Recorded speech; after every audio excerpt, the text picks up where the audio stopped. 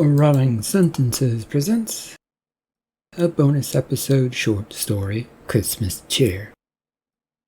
Elena finds herself comforting her partner on Christmas Eve and into Christmas, all because their cat ran away. This story is written and narrated by Michael Hunnery.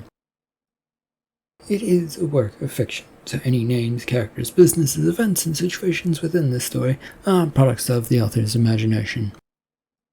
Any resemblance to real people, situations, characters, businesses, events, and so on and so forth is purely coincidental. Copyright 2025, Hunnery, all rights reserved. Elena sat on the couch of their living room, staring at the turned-off TV. Her arms wrapped around Sylvia, who couldn't stop crying. The hour was late, and exhaustion had long ago set in, but there was still that buzz of worry and energy that kept them moving. I'm so sorry. Don't worry about it, Sylvia. Buster will return.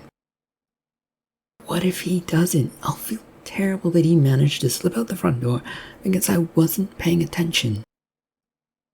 He will. You have to trust him.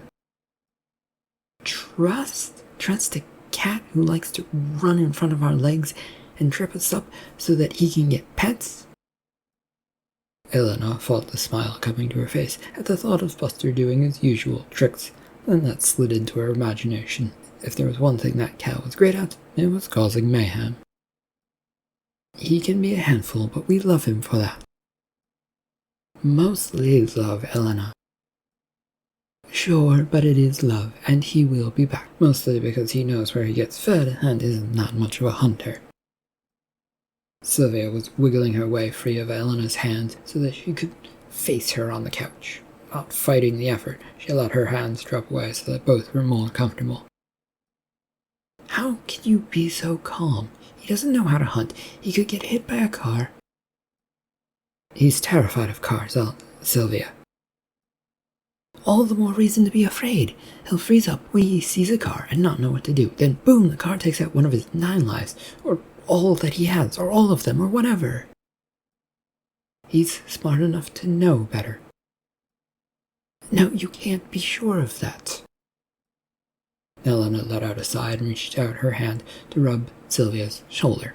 All she could do was offer comfort, since things were so bad. To put a bright face in the matter, that felt like it could hurt her own heart. No, I can't be sure, but worrying isn't doing much either, don't you think? Elena said. Well, it's doing something, Elena. All we can do is hope for some sort of Christmas miracle, which I'm sure Buster will gladly participate in when he realizes what he's done. Sylvia looked at her for a long and hard moment through the running tears that had ruined her mascara. There was a lot going on, even with it being Christmas Eve, and things hadn't been going that well at work. Elena looked towards the clock on the TV, seeing on the cable box, saying that it was almost midnight and what tomorrow was supposed to bring. It all felt empty, but still filled with hope and promise of things that could be. They just had to hold out together, and then set out for the goal of finding Buster on Christmas. You're just dealing with this so well. Just a brave face, dear Sylvia. It's easier to hide than it is to face the uncertainty of the situation. What are we going to do about it tomorrow? Sylvia asked as she looked longingly at Elena. Get up, face the day, get some food into us, and figure out what we will do then, Sylvia. It's too late to do anything now. Hell, it's now Christmas. We will have better ideas once we get some sleep, Elena offered. Oh, dreading these things, Elena. Making those posters with his little pictures on them. Oh God, we're going to have to find a photo, aren't we? Yes, that is something we will have to do. Elena got off the couch slowly and then turned to her partner, offering both hands to Sylvia so that she could grab them.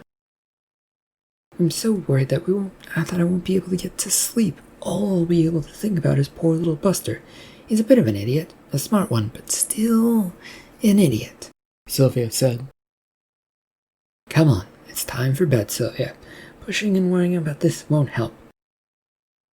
But you are worrying about it, and it looks like it's getting you ready to cry, Elena. I feel like it, Sylvia, but the tears just aren't coming for whatever reason. As she helped her partner stand up, both of them holding each other's hands for stability for the moment. The bedroom was only a couple steps away, but they both stood there for the moment, helping each other stand. And then there was a sound, one that caught Elena's ear. Did you hear that? Hear what, Sylvia? Elena responded quickly. A scratching noise. Sylvia now listened very hard for a second, cocking her head to the side, hands suddenly freeing from Elena's grasp as her eyes went wide. In a second she was gone, bolting off towards the back door. It only took a second more for Elena to hurry after her, with her own heart swelling up with hope that it was what she thought it was. Running into the kitchen and to the back door, the noise only grew louder, though it was still not that loud. It was sort of faint, and would only be heard if you were really listening for it.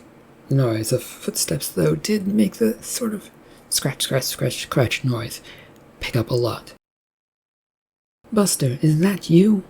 Sylvia pulled the door open as she said this, revealing Buster with a fish in his mouth. There were also 2 other cats with him. Elena had joined in the staring contest that only lasted a few minutes before the 3 cats then rushed inside. Wait, what? Buster, what are you doing?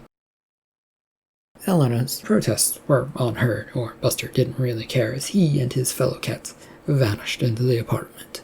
Elena quickly shut the door and looked at Sylvia. Do we have 3 cats now?